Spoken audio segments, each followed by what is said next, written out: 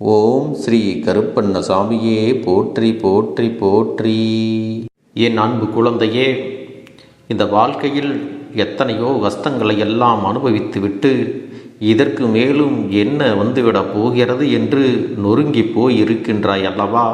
உன்னை இப்படிப்பட்ட நிலைக்கு தள்ளியவர்களுக்கு என்ன கிடைக்கப் போகிறது என்பதை உன்னிடத்தில் சொல்லிவிடவும், உன் நெஞ்சுக்கு நெருக்கமாக பேச வேண்டும் என்றும் உன் அப்பன் உன்னை தேடி வந்திருக்கின்றேன்.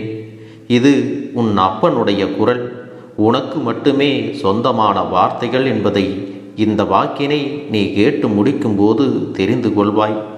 என் தங்க பிள்ளையே, நீ பட்ட கஷ்டங்களுக்கும் துன்பங்களுக்கும் நிச்சயமாக உன்னை மீட்டு எடுப்பதுதான் இந்த கருப்பண்ணசாமியின் முதல் வேலை. அதற்கு முன்பு தேவையில்லாமல் உன் வாழ்க்கையில் விளையாடி உன் வாழ்க்கையே அழிக்க நினைத்தவர்களுக்கு நான் ஒரு தண்டனையை கொடுத்து விட்டு தான் வந்திருக்கின்றேன். அவர்களுக்கு என்ன தண்டனையை கொடுத்திருக்கிறேன் என்று நீ தெரிந்து கொள்ள வேண்டுமல்லவா? என் குழந்தையே, அவர்களுக்கு நான் கொடுத்த தண்டனை என்னவென்று நீ தெரிந்து கொண்டால் நிச்சயமாக நீ இரக்கப்படத்தான் செய்வாய். ஏனென்றால் உனக்கு யாரை பார்த்தாலும் இரக்கப்படுகின்ற மனதல்லவா? உன்னுடைய இரக்க குணத்தை கண்டுதான் இவர்கள் நிச்சயமாக இத்தனை விஷயங்களையும் உனக்கு செய்து விட்டார்கள். இந்த பதிவு உன் கண்ணில் பட்டிருக்கிறது என்றால் ஒரு விஷயத்தை நீ நன்றாக புரிந்து கொள்ள வேண்டும். எனக்கு துன்பத்தை கொடுத்தவர்கள் எல்லாம் மகிழ்ச்சியாக இருக்கிறார்கள், நான் தான் இங்கு ஆதரவின்றி கஷ்டப்படுகிறேன் என்று என்னிடத்தில் நீ புலம்பினாயல்லவா? பிள்ளையே, இந்த கருப்பண்ணசாமி எப்பொழுதும் நியாயத்தின் பக்கமும் தர்மத்தின் பக்கமும் உண்மையானவர்களிடத்தில் மட்டும்தான் இருப்பேன் என்பதை நீ புரிந்து கொள்ள வேண்டும். ஒருவரிடத்தில் பணம் இருக்கிறது என்று நான் என்கின்ற அகம்பாவம், அவனா என்கின்ற பொறாமை, எனக்கு என்ற பேராசை, இது எல்லாமே அவர்களிடத்தில் இருக்கும். பணம் மட்டுமே வாழ்க்கையாக இருந்தால் புண்ணியம் என்ற ஒன்று இருந்திருக்காது அல்லவா? உனக்கான இந்த வாழ்க்கையில் என்ன நடந்தாலும் அதில் உனக்கு ஒரு நல்லதை விட்டுத்தான் சோதனைகளை இந்த அப்பன் கொடுத்து கொண்டிருக்கிறேன் என்பதை நீ மறந்து விடாதே. உன்னிடத்தில் உதாரணமாக ஒன்றை சொல்ல வேண்டுமென்றால், எத்தனை சிறப்பாக குதிரை தன் வண்டியை இழுத்தாலும் அதற்கும் சாட்டையடி உண்டு என்பதை நீ மறந்து விடாதே.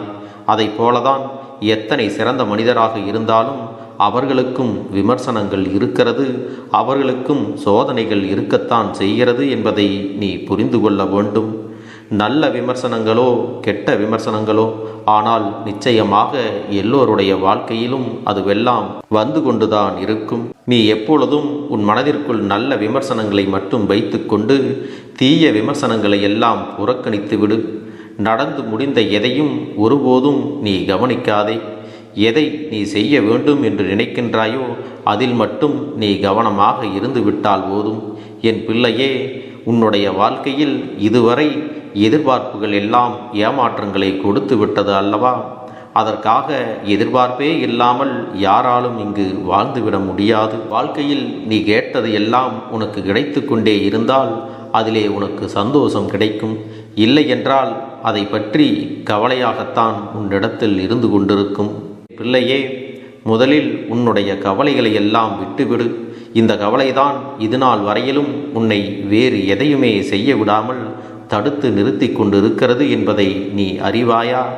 உனக்குள் இருக்கின்ற இது போன்ற பயமும் கவலைகளும் உனக்குள் எதிர்மறையான சிந்தனைகளை கொண்டு வருகிறது என்பதையும் நீ புரிந்து கொள்ள வேண்டும். என் குழந்தையே, மற்றவர்களிடத்தில் நீ எதிர்பார்ப்புகளை வைப்பதற்கு முன்பாக சிந்திக்க வேண்டிய விஷயம் என்ன தெரியுமா?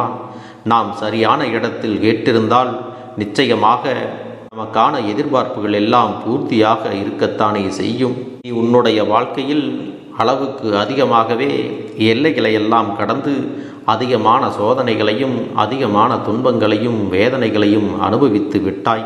அதன் பிறகுதான் இந்த கருப்பண்ணசாமியை நினைத்து அதார வேண்டிக் கொண்டு சரணடைந்திருக்கிறாய் அல்லவா?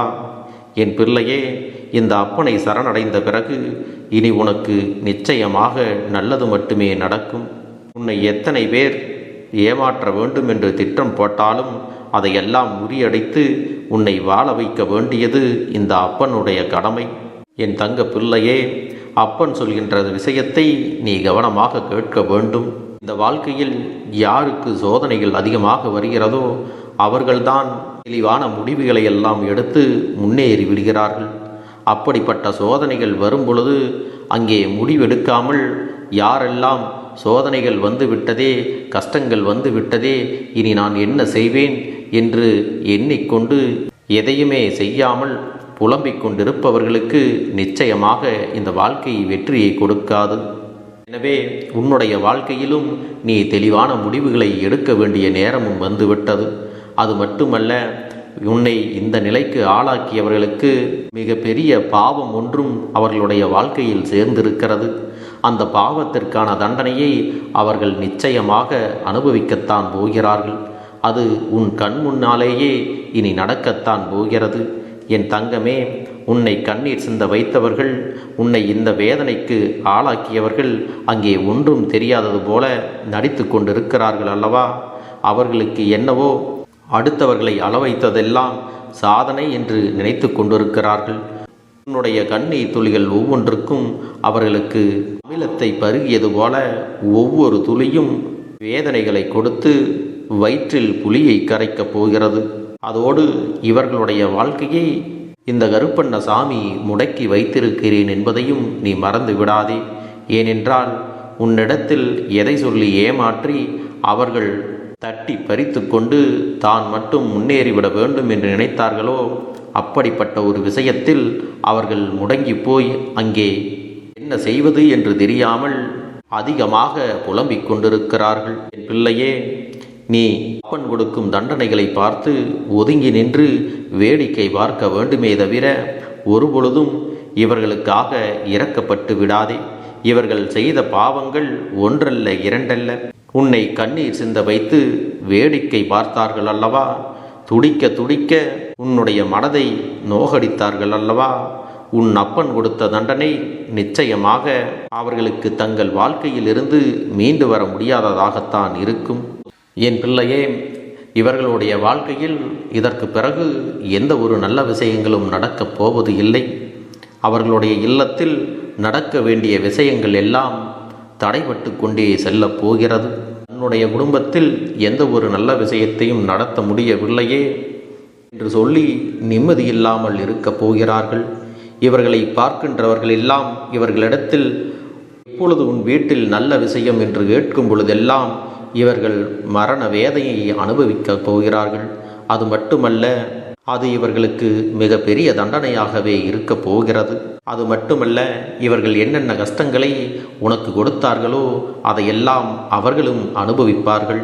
அதையெல்லாம் பார்த்து கொண்டு நீ என்னிடத்தில் வந்து இவர்களுக்காக பரிந்து பேசக்கூடாது. என் பிள்ளையே, இவர்களுக்கு இப்படிப்பட்ட தண்டனையை எல்லாம் கொடுக்கவில்லை என்றால் இதைவிட பெரிய தவறுகளை எல்லாம் செய்வதற்கு அங்கே துணிந்து நிற்பார்கள். அப்பனே கருப்பா, இவர்களை மன்னித்து விடு என்று நீ எதிர்காலத்தில் சொன்னாலும் அதற்காகவெல்லாம் உன் பேச்சை கேட்டு இவர்களை எல்லாம் அப்படியே விட்டுவிட முடியாது. ஏனென்றால் அவர்கள் செய்த பாவத்திற்கான தண்டனை நிச்சயம் கிடைத்தே தீரும்.